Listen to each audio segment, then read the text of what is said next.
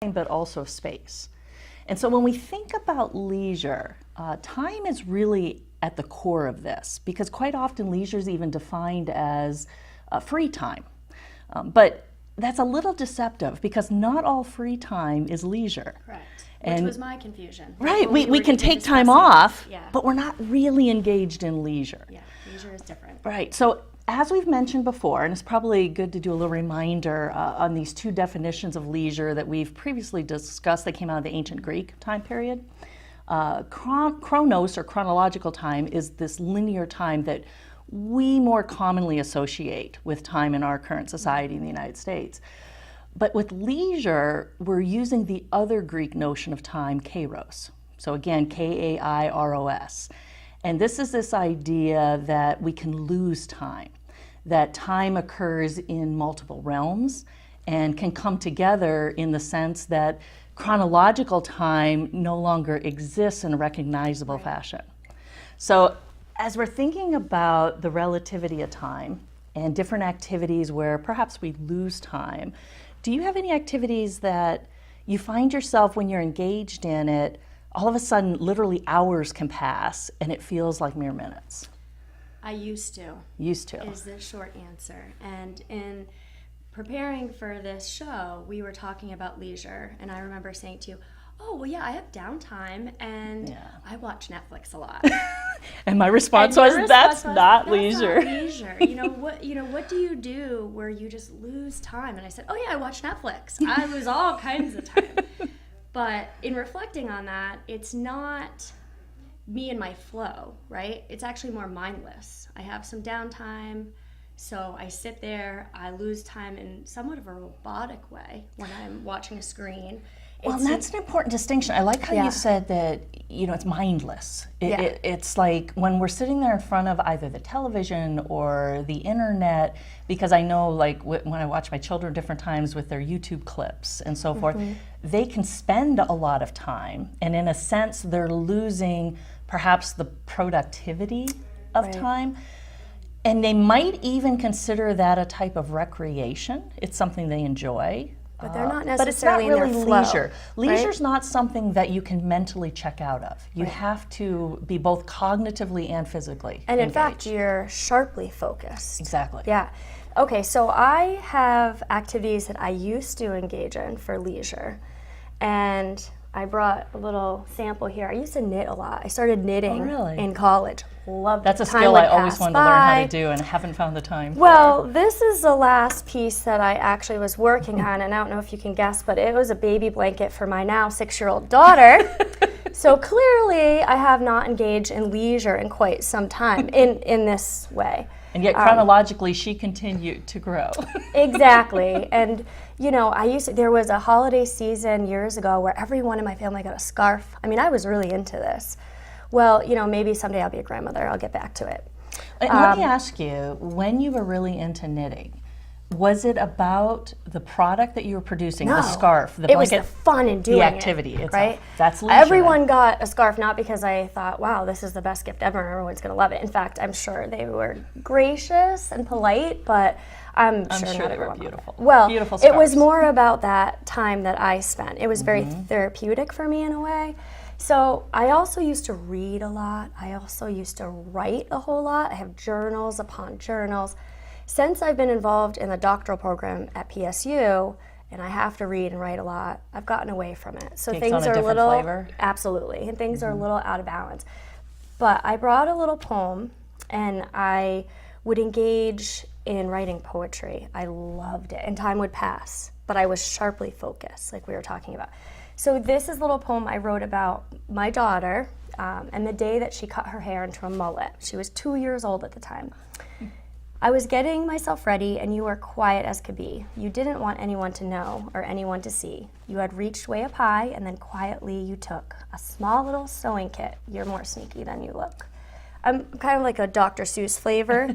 I like the rhyming. Inside you found the scissors, and it was all downhill from there. Silently you went to work and focused tension on your hair. By the time that we knew what happened and discovered you, our bedspread had tiny holes, and you had a mullet too. My reaction was not calm, though I forgot exactly what I said. It was along the lines of, how could you, and what went through your head? I scooped up the fallen hair, and as I did, you cried.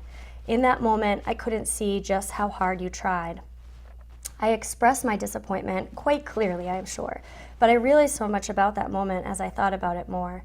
I move through the world each day and am mindful that you can see. I know that my life is helping to shape the person you grow to be. I want to prove to you that women can do anything at all, and any dream is possible no matter how big or small. I want to be for you a role model of courage, strength, and grace. I hope to create your choices so that you can choose your place. In thinking more about your haircut and the persistence that you had, I started feeling badly for initially being mad. Already you are strong and your courage inspires me. You challenged me to grow into the woman I want to be.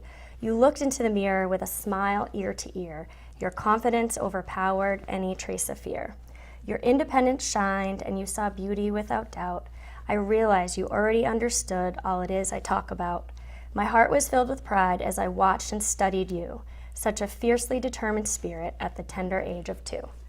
I used to love doing this. Beautiful. Thank you. Now, when you wrote that, was that something that you just enjoyed capturing the moment? Did you already think about, oh, this is something maybe I'd like to share with my daughter later, or was it merely about the activity in and of itself when you were writing? I feel like when I write poetry, I'm processing the moment and I'm in that moment. And then I thought, after I wrote it, I thought, oh, maybe this is something she will enjoy someday. She'll value that years Who from now. knows? I don't even hesitate to say it. That's gorgeous in that what you've captured in that moment. you. Because I not appreciate being there, I can totally envision not just the activity of what she went through, but what you're processing, and in a way, in a very short moment of time, the growth that you're going through, you know, in that parenting role. My daughter did something different a lot of years later. She was 15 and had beautiful long hair, but she had been talking for a couple weeks about wanting to get it cut and maybe go really short. And one weekend, I came home from shopping, grocery shopping. I walk into our bathroom and literally half her head is shaved, the other half is still long. And she turns and looks at me like this, I just got caught look. Yeah. And it is a moment of processing, because for me, part of that long hair was my little girl. For sure. And I had to recognize that now she's this strong young woman. She's not this little girl anymore. And so my reaction verbally was, oh, so we're doing this today. Yeah. But I tell you, it turned out Inside, gorgeous. though, you were yeah, thinking, she did this "Oh, no." French cut, Yeah. very beautiful. Yeah. And I think that's where, as parents, when we learn to just trust them and go with the moment, those end up in many cases being the best moments. Absolutely. With that little bit of guidance, Yeah. you know, still there. Exactly. But yeah, I used to write a lot of poetry when I was younger, but I have to admit, poetry was never my leisure. That and I would literally say constructed poems. I didn't really write them. It was a different, even currently, poetry for me is a different type of writing. I've never written a poem at the computer. I don't type poems, I handwrite them. Yeah. And that's why I say I feel like I'm crafting something almost like a visual art piece, but I never lose time when I'm writing a poem. I'm very focused on the product and fine-tuning that product, and that's how I know, for me, that's not my leisure. Well, and that's similar to how I approach writing now too. So I used to flow from me. I also just write on a notebook and then I translate it into my computer so I capture it. Exactly what I do, yes. But now when I'm writing, I have that critical eye. And I'm It's different, thinking isn't more, it? yes, it's Yeah. different now. I think more about the end product. And so it's shifted for me. And that's why when I was telling you before this show that I am in a leisure crisis, trying to find my leisure again. We will find your leisure. Thank you, Miriam. We will find your leisure. I appreciate but that. it is very different. When we think about writing can be leisure. But it's allowing the creative flow to happen without the critical eye involved. And as soon as we start becoming critical and judging our work, we're pulled out of that leisure moment. You know, you talked about a lot of writing when it was your leisure. Okay, before you entered into an academic program that put a different taint on writing. For me, that was music. As a child, I loved music. Yeah. And here I'm going back to young childhood, because by 5th grade, I opened my first music studio, and music already started to become work. And I was still very, very young.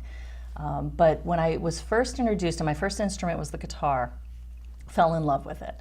In fact, from there, I started to hop to other string instruments and then expanding. And there was a time when I was around kind of preteen, early teen years, that I could pick up almost any instrument and with a little bit of playing around with it, could make some music out of whatever that instrument was. But it was because I had just this deep, passionate love for it. I enjoyed it. Then I got involved in a lot of competitions. I became a performer. My family, my siblings and I a lot of times would perform. I was in a lot of recitals, and eventually that was actually my first college degree, is I went to college for music.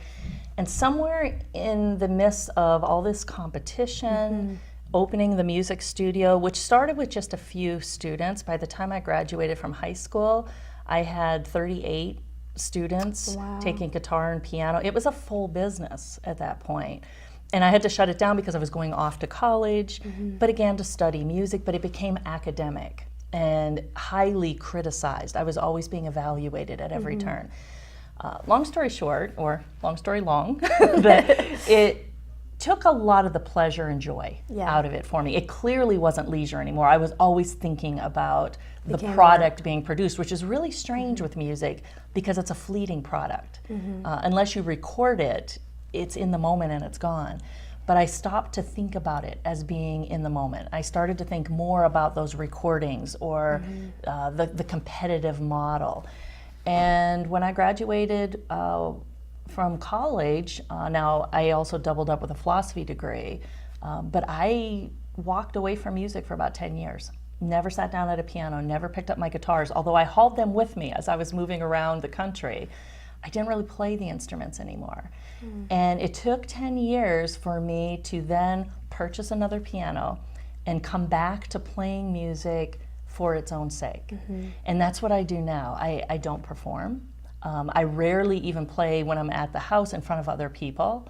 I truly have recaptured music just for me. Now, I did take a big step this past spring, and I joined the Pemi Choral Society's choir. That's fantastic. Oh, it was so much fun. But it was the first public performing that I've done literally in over a decade. And it was done, though, on different terms. I wasn't there for the performance. And I think it's why it's now returned to having more joy. I don't know that I would fully identify it as leisure. I don't lose time. It's hard, I think, once you have that critical sense in place to truly get back to remove that place. But I have come a long way towards recapturing music. The one thing that has always been leisure for me, though, as you've probably noticed on this show already, is painting. I love painting. And I have deliberately avoided taking any formal classes on painting because I don't want it to cease being my leisure. But I can remember when I realized that painting was my leisure. I was living in Texas at the time. Very hot day, which is going to become relevant. I got my kids up in the morning, and they off to school, got them all off to school, so they were out of the house, and I was home alone, and I decided I'm going to paint. Didn't know what I was going to paint, but I'm going to paint. So it took another hour and a half to set up all my easels in the backyard and tables with the paint spread out to get ready, create your atmosphere. Not to mention I didn't know what I was going to paint yet, so I was spending some time trying to think about it. And I'd recently had a parakeet pass away, my pet parakeet, and I was like, I'm going to paint my pet parakeet. Now, you've seen some of my work. My work tends to be a little more on the abstract side than realism, even when I'm going for realism. So this is a big step for me to actually pick an animal that needs to be recognizable. And capture that image. Yeah, capture what I had as a connection with that bird. So it wasn't just any bird that you could recognize as a bird, but that particular bird. And so I started putting paint on the canvas. It was an oil painting I was working on. And all I can remember is I started and I felt in this really joyous place and until I was feeling like a little pain on my shoulders. And suddenly I realized I was completely sunburned. And 6.5 hours had passed. I had a painting of a bird in front of me now, and my kids were coming home from school, which is what started to pull me out of this. Yeah. And it's like, what happened with all this time? And I couldn't even remember painting a lot of it That's true leisure. And I've brought the product, which is not I'm a excited. Picasso but this is, when I look at Oh, it, it's it's not beautiful, just Maria. a painting of my bird, but this is what captured for me that moment that I found my leisure, rediscovered at least one of those types of leisure. And we can have more than one. So that was, her name was Baby Blue. So that was my parakeet. Gorgeous. And the real test was when my children walked into the backyard, they're like, oh, you painted Baby Blue. They recognized it, which I was going for realism at that point. So that it really fully captures leisure. And as you're looking for what your leisure can be, there's a lot of different things Yeah. that can kind of fit that mold. But as we think about philosophically, so what does it mean for something to be leisure? We've talked a little bit about time. It does have to be outside of this chronological time. I've mentioned it secondarily about a product, and that's why I asked you when you used the example of your knitting, was it about the scarf or was it about the knitting? If it's about the scarf, that's not your leisure. So no matter what the activity is, if what you're focused on is the product, whatever's being produced, that's not the leisure. And it can in still full be important. disclosure, the scarves weren't beautiful. It was about the process. It wasn't about how gorgeous the product was, right? I knew they weren't that great. Well, but that's a really important thing. Leisure is valuable in and of itself. We don't have to produce anything. The example I just used, there was a painting produced, but there were many times when I engage in painting that I am literally just moving paint on a canvas, and when I'm done, I throw the canvas away, and I still got a lot of almost like therapeutic, meditative benefit out of that, even though there was no product and never an intended product to come out of it. That's true leisure. And when we go back to like the ancient Greek time period, here we're going back to like the 300 BCE times, leisure was a regular part of their day. It was just part of their daily routine. We've lost that in the United States. Absolutely, we have. We're really on this very fast-paced, I've referred to it in the past as the hamster wheel, but we're in this very fast-paced lifestyle that we're now even trying to schedule our leisure as well as our recreation. Right. We tried to schedule our free time. And again, as soon as you have one eye on the clock, it's not leisure. Because what leisure's all about is this freedom that just I can being- consciously be in that moment, and that moment isn't what's defining it. It's a series of moments that all become that moment.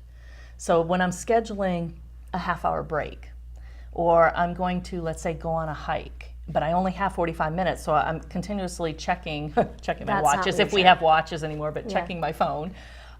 That's not leisure. It's recreation, and it's enjoyment, it's valuable, And even it could be taking a some break. downtime. But and it's that's not important, this full but it's leisure. not the leisure So component. what then really draws the distinction between recreation and leisure? Because a lot of times the activities will look similar.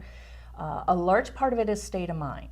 It's where your mind is. If you're still thinking about the scarf you're producing or criticizing the writing that you're doing, whether it's a poem or any other type of writing, it may be a break for you from what you're typically doing. You may take a break from your academic writing to knit a scarf, but if you're really focused on, but I need to get this scarf done because that's And going I to be need a to get back present to for my assignment. Right. It's that not might be leisure. recreational, but it's not leisure. So it's a state of mind where you're literally giving yourself permission to just enjoy this activity and not think about anything else. The other characteristic that I have found beyond losing time is when it's your leisure, in a way you can't get enough of it. There's a natural passion around it. You're going to want to learn more. You're going to want to learn new stitches. You're going to, for me with the painting, if I'm flipping through, like say the television station channels and a painting program comes on, I naturally pause, even if I don't Bob watch the Ross. whole thing. Loved watching Bob Ross. If I'm as going through a child. bookstore, I can't tell you the number of Bob Ross books I have, and other painters. I love going to art galleries. But again, it's just this draw around the passion of the activity. It's not because I have a plan to become this great painter. That's the difference. It's a magnetic pull towards that. Right. So if you find yourself, you've engaged in an activity, and now you just want to learn as much as you can about this activity because it's so much fun. it brings this natural joy, you've probably discovered at least one of your types of leisure. For some people, they may only have one that's like their go-to. Others may have multiples. Some people may have none right now. Everyone has some sort of leisure if we give ourselves the permission to discover it. Right. Because if you think about it, it's part of being human, is this natural curiosity. And that's really what leisure And to is playing create into. space in your life, because when you're talking about chronological time, our daily lives are so compartmentalized. And for me, at least today, it's divided hour by hour. And so when you say, okay, well, here's my hour that I'm going to engage in leisure, well, like you said, it's not really leisure because, you know, you don't have the luxury of just losing time and space and being immersed in that activity. And I think a lot of times we assume, well, if I go on vacation, that's my leisure time. Well, you may have more time to lose yourself in the chronological time, but going on a vacation isn't necessarily your leisure, right? Especially with that state of mind. Yeah. You know, if I'm going because now I want to see these 6 sites, Yeah. take enough photos to come back and show everyone that I've been to exactly. these 6 sites, Yeah, there that's I was. not leisure. Well, I can remember our vacation to Disney World. Man, it wasn't even, you know, relaxing. It was overscheduled, and we got to be at this park at this time, and then we have to get our fast pass so that we can get to this ride. And it was exhausting. I almost needed a vacation after my vacation. My first trip to England was like that. It was like, okay, here's the list of all the must-sees, Yeah. and I felt like I was just on this dead run. I had a lot of photos that I came back with, but not the memories of the experiences. And it was the subsequent return trips where I still had the camera with me because I actually enjoy photography quite a bit. But there is an importance to not being behind the lens all the time.